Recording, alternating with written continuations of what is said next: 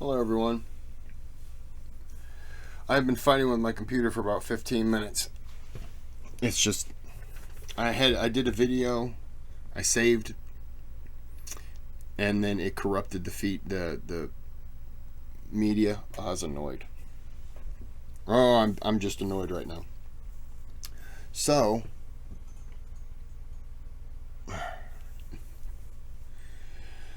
this is Nexpo. The Darkest Lost Media Volume 2. I don't know if I covered Volume 1, but I watched it and somebody said something. And this just came out a day ago. So I'm going to break this down into 15-minute or however many. If there's 5 of them, then we'll just, do each one so long as it's at a good time.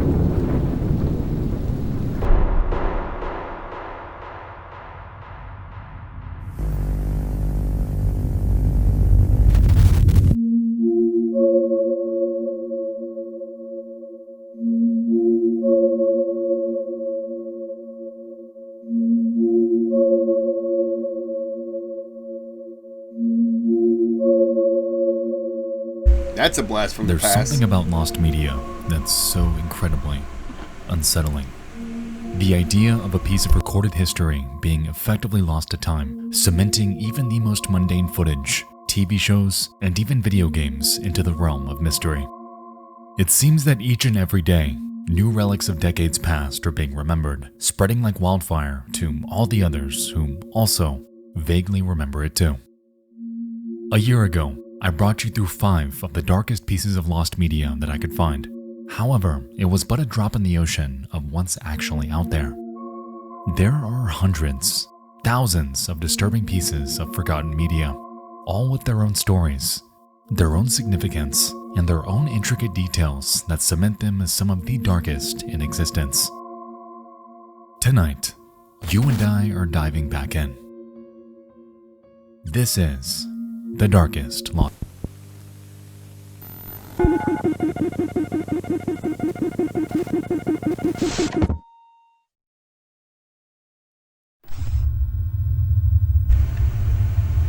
I have my mic muted because I got my air on. Tornadoes are no joke. I would know.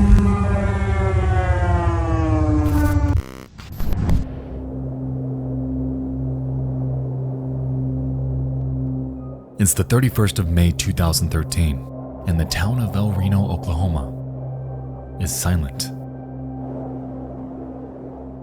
It's a Friday like any other, except for a small problem.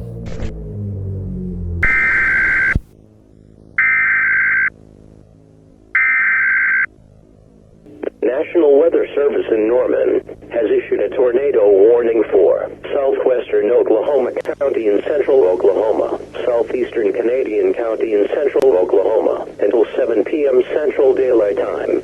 At 6:23 p.m. Central Daylight Time, National Weather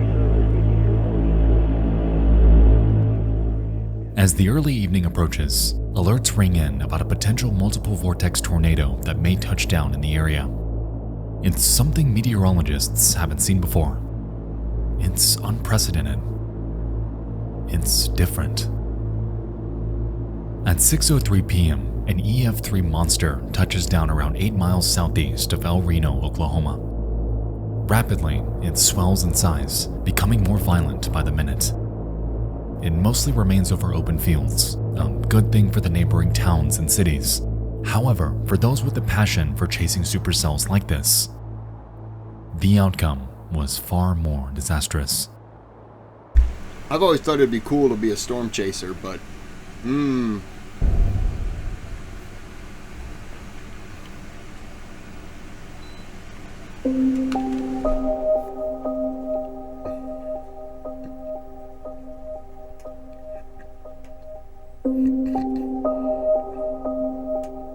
I've seen these plenty of times.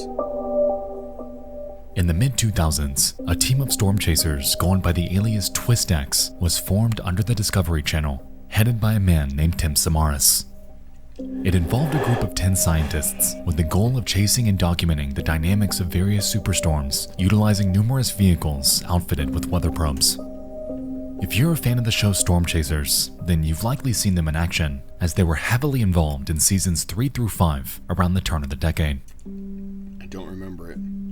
On the night of the El Reno tornado, Tim Samaras, along with 2 other members, a videographer named Paul Samaras and a meteorologist named Carl Young, were dispatched in one of the crew's Chevrolet Cobalts with the goal of deploying a weather drone in hopes of capturing atmospheric and seismic data.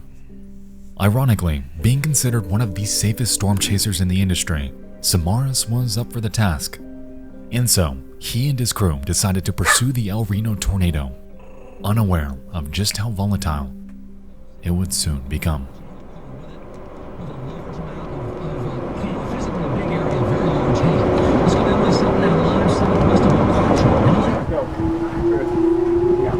Wow, can you see that on the camera? Yeah. Coming back. That's crazy. Come on. Everybody, you want to go after you guys?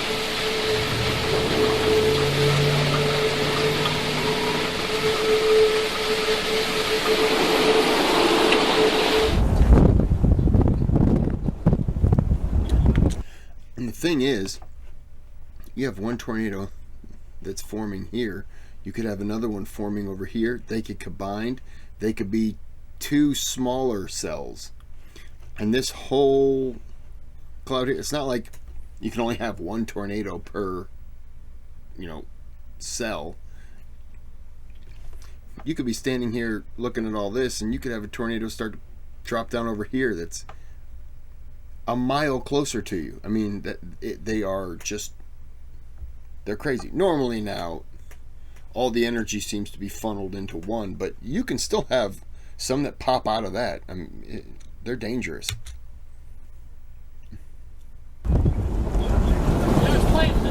Yep, there's a second one.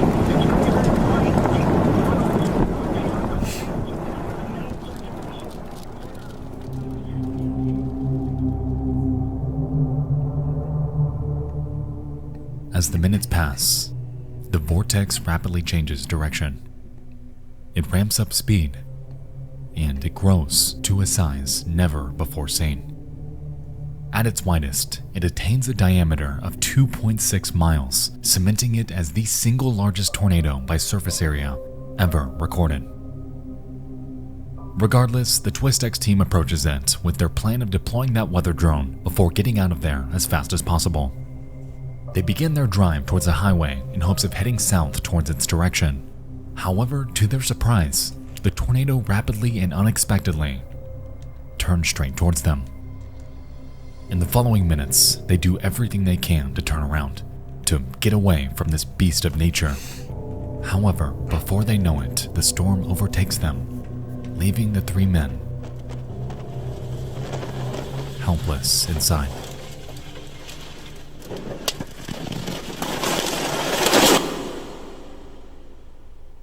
That's gotta feel helpless. As the car is picked up, Carl and Paul are ejected from the vehicle, while Tim remains trapped inside. And with nowhere to turn during this entire ordeal, all 3 of them tragically lose their lives.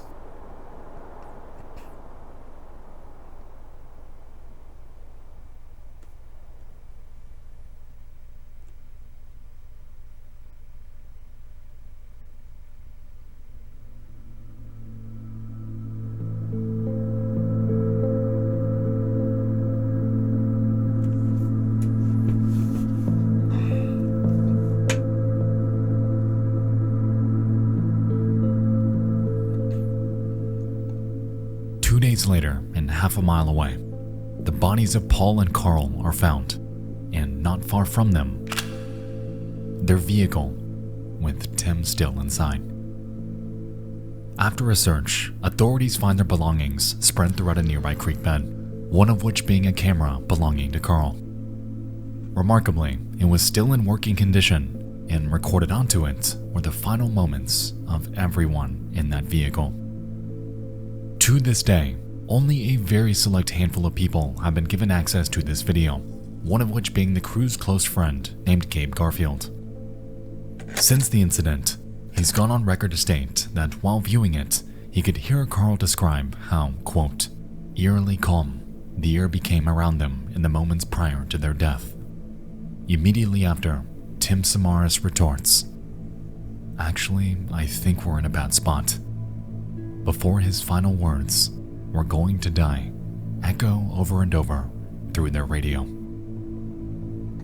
As far as it's known, this footage has never been released publicly, nor are there any plans to.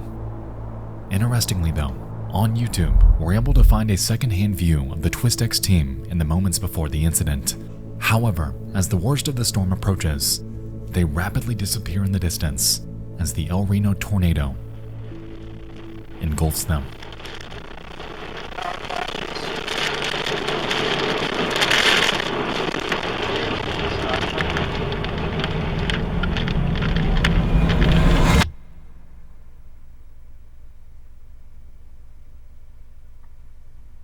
Okay.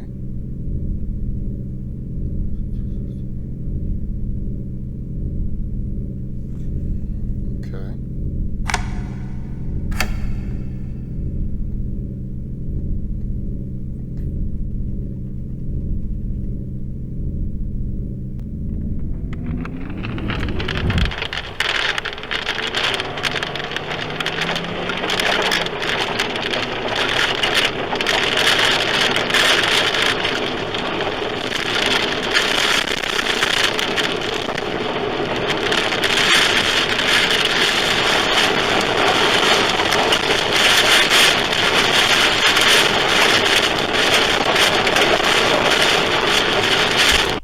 What's scary is that when you're going, it starts pouring rain, and then you're also getting hail of various sizes coming at you. Your instinct is to put your foot on that gas and go, but you can't see. It's putting so much rain out. It's your wipers can't keep up.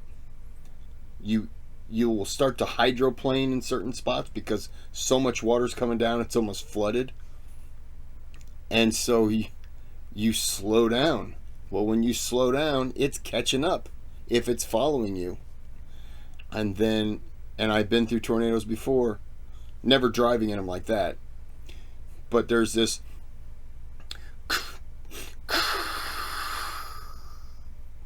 stops. And it's that calm before the storm. It just stops. It doesn't feel like there's any wind, no rain, no hail. It's just, and then you start seeing the trees,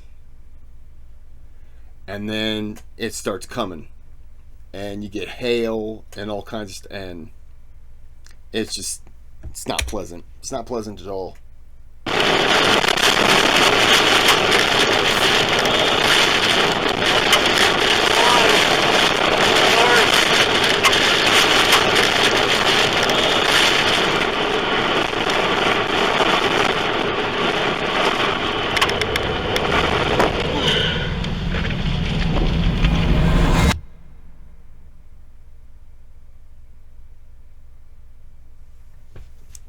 Okay, is that a tree?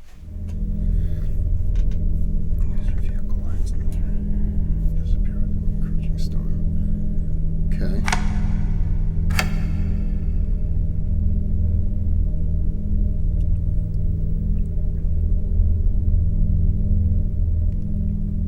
Yeah.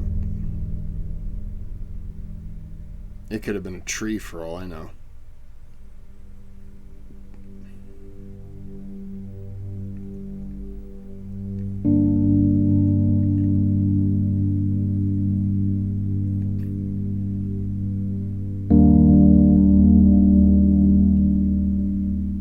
To this day, this snippet is the last remaining public footage of their team, and carries a haunting legacy of just how dangerous the profession of storm chasing can really be. The demise of the TwistX team was caused by a phenomenon entirely unexpected. What began as just another day chasing just another storm had devolved into one of the most nightmarish scenarios one could ever find themselves in. And whether or not this footage ever sees the light of day, it's irrefutably tragic that multiple families were broken apart that night. Isn't it seeing the light of day now? By this unstoppable behemoth of nature.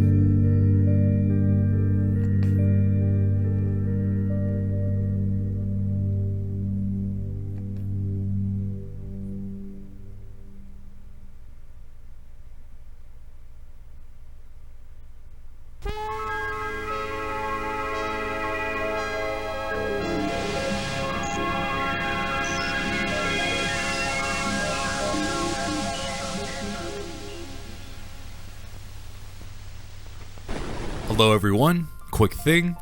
Today's video is actually sponsored by the lovely people over at Incogni. Well, hundreds of thousands of retirees have had their personal information leaked after a Okay. Oh, come on. Why can't this thing just, when I say pause, it just pauses? Why does it have to fight me? Okay, well, because it was 15 minutes, I'm going to go ahead and end it here. And if this one is like 8 minutes, then we'll go and carry into the next one as well. Okay? So I'm going to end this here. Subscribe and like. And have a good night and have a good day. Thanks for watching.